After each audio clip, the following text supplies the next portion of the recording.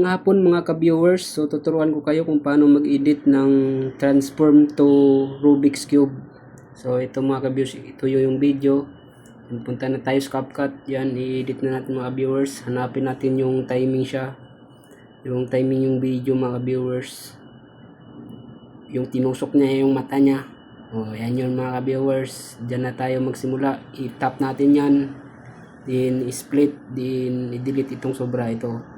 Tapos hanapin natin mga viewers yung alis na siya dyan banda, yung humawak siya sa noo mga ka-viewers dyan. Tap na naman natin yan, tapos split yan, tapos i-delete natin tong sobra. Hanapin natin yung Rubik's na tinapon ng mga ka-viewers, yung tinapon yung Rubik's yan, yan na ka-viewers. Timing mo mga ka-viewers yung pagtapon niya yan, dyan i-split nyo yan mga viewers, i-delete itong sobra, wala na, di na yan kailangan.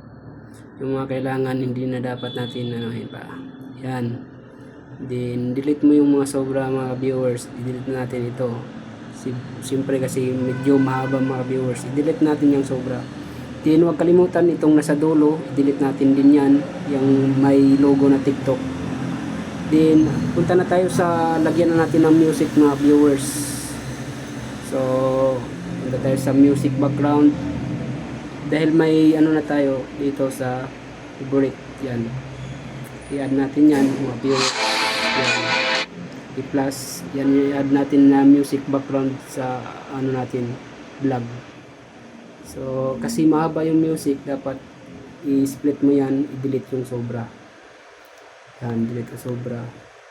Then dito sa pagitan ng pag ano niya, pag wala lagyan natin ng effects o background na music na power baga na mawala siya.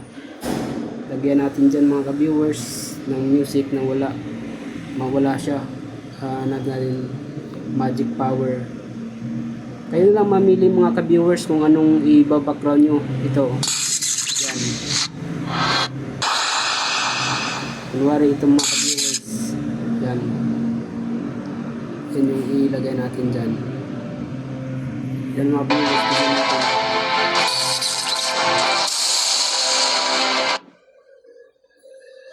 yan. Yan, pwede yan mga ka-viewers.